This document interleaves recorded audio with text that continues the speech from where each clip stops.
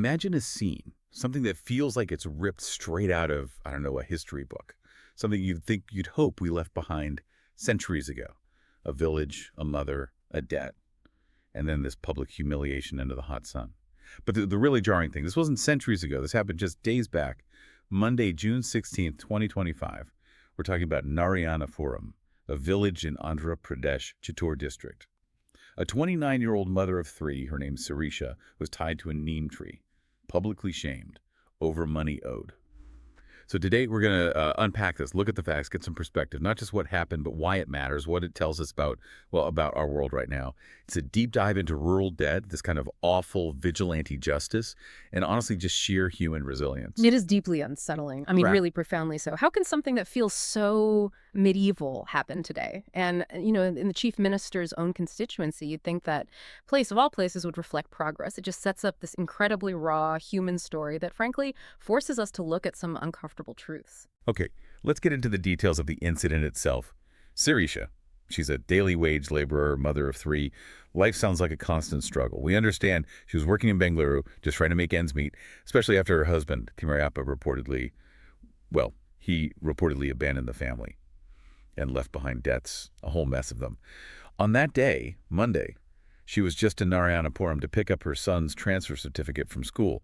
A simple task. Yeah, a routine thing any parent might do, but that simple act turned into, a complete nightmare. The local moneylender, Munikanappa, showed up. He wasn't alone. He had his wife, Munama, their son Raja, and daughter-in-law Jagadieswari with him. They confronted Sirisha, and then it escalated horribly. How so? They dragged her to a neem tree right there in the village, tied her up with ropes, and then started assaulting her, slapping her, shouting abuse, all while her children were right there watching, crying. Imagine the terror for those kids. And it was public, deliberately public. Just the sheer audacity of it in broad daylight. And then it didn't stay local, did it? No, not at all. The very next day, Tuesday, June 17th, a video surfaced. Someone recorded it. It showed Sirisha tied to the tree, the abuse happening, her little boy nearby, helpless. That video just exploded online, sparked immediate outrage, put everything under this really harsh spotlight. Which brings us back to the question, why? What could possibly justify this? What was the debt? Right. The core issue here was a debt of Rs 80,000. Apparently, Sirisha's husband, Timurappa, borrowed it from Munikanappa about 3 years ago. Rs 80,000. Okay, let's pause on that number. For some listening, maybe in a city, that might not sound like a fortune, but we need to understand the context. Narayanapuram, a rural village. What does 80,000 rupees mean there? Oh, it's significant. Absolutely significant. You could probably buy a decent used motorcycle, which is vital for transport, maybe getting to work. It could cover school fees for a couple of kids for a whole year. Or it could be the difference between getting urgent medical care or not. It's a substantial sum in that environment. A crushing weight for Sirisha then, especially since. Exactly. Especially since she didn't even borrow it. The debt was her husband's. He leaves. She's left holding the bag. And reports say she was trying, working tirelessly, making small payments when she could, trying to support her kids and chip away at this debt. But clearly, for Munikanappa, patience ran out. Or maybe it was never really about patience. That's what I was thinking. I mean, tying someone to a tree, it doesn't magically generate RD's 80,000, does it? Yeah. Feels less like debt collection and more like something else entirely. Precisely. It's not practical, it's punitive. It's about power and intimidation. It shows a complete breakdown, doesn't it? Where someone feels they can operate totally outside the law, using fear and public humiliation instead of, legal channels. Maybe they thought the system was too slow, or maybe they just felt untouchable. It's a terrifying belief that shame is a better tool than the actual justice system. A brutal message. And that message, thanks to the video, reached way beyond the village square. By Tuesday the 17th, you said it went viral. Like wildfire. Social media just lit up.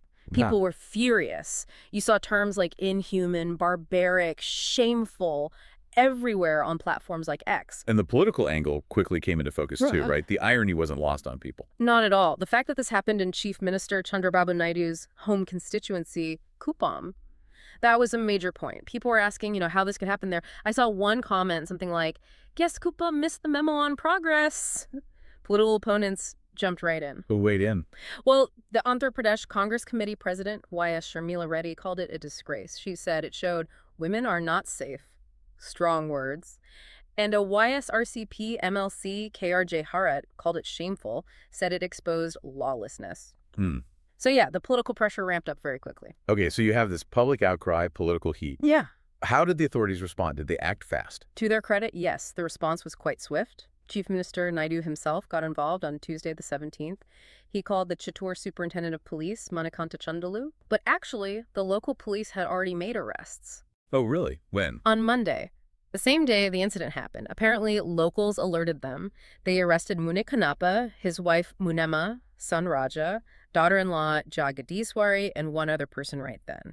They filed charges pretty quickly, too, under the new criminal code, the Bharatiya Nyaya Sanhita, or BNS, sections covering causing hurt, wrongful restraint, criminal intimidation. So arrests were immediate. What about the chief minister's directives? What else did he order? Beyond just demanding strict action, he publicly condemned the inhuman treatment. Yeah. And interestingly, he ordered the police to start legal awareness drives in rural areas. The idea being to prevent this kind of vigilante stuff, to remind people to use the legal system. He also instructed officials to give Sirisha's family all necessary support. Legal awareness drives. It's good, necessary, maybe. But It raises a question, doesn't it? yeah. Does the need for a campaign telling people not to tie others to trees suggest the system was maybe not working effectively before this blew up? Or was this just a completely shocking, isolated incident that slipped through? That's the difficult question. And you're right, the swift arrests are a point in the system's favor once alerted.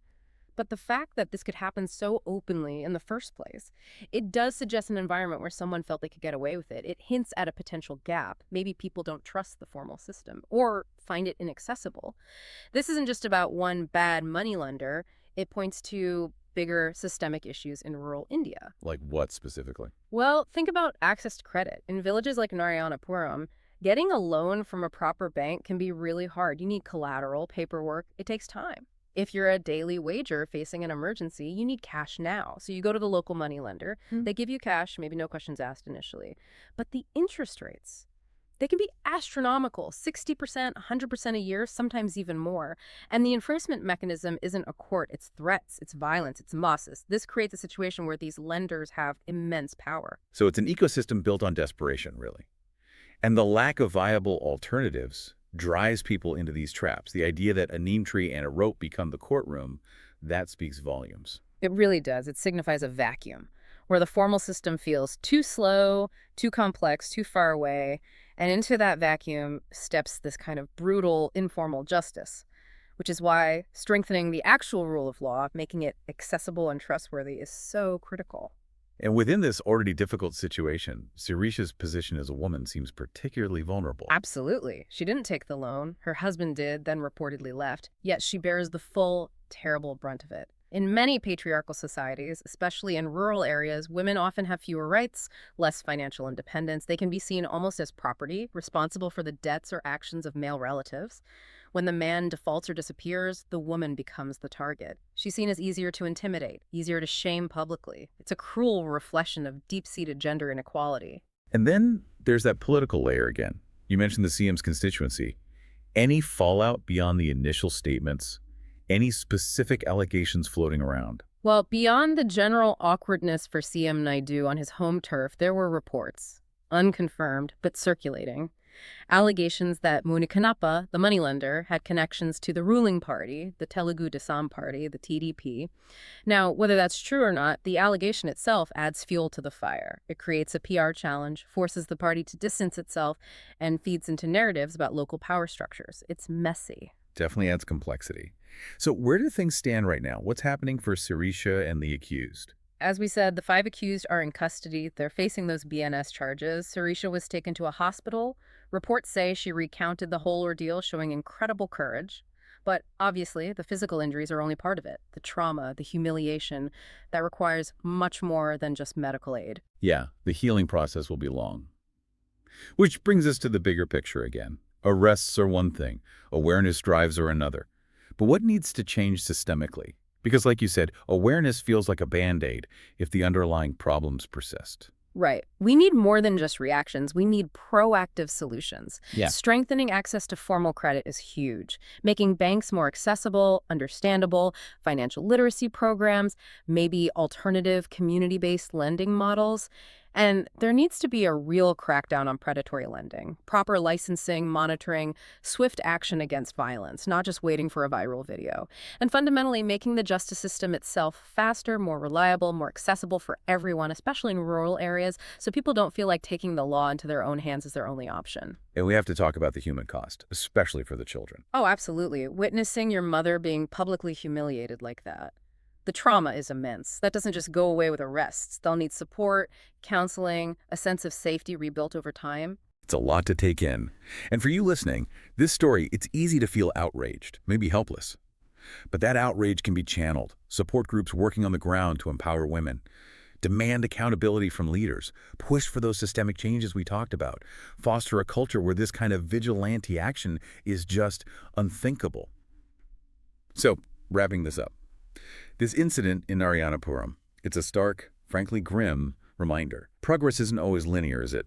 Modern life exists alongside these incredibly archaic, brutal practices. It's fueled by desperation, by gaps in our systems. It is. But there's also that glimmer you mentioned earlier, Sirisha's resilience, the community members who alerted the police, the swift arrests, the public outcry. It shows that people do push back. There's a demand for justice, for something better. Yeah, it's a tough story, but maybe there's hope in that collective reaction. So let's leave you with a thought to carry away from this deep dive, something that kind of stuck with me. Trees are for shade, not shame. Think about that. Think about what it means for how communities handle debt, justice, and basic human dignity. The conversation clearly is far from over.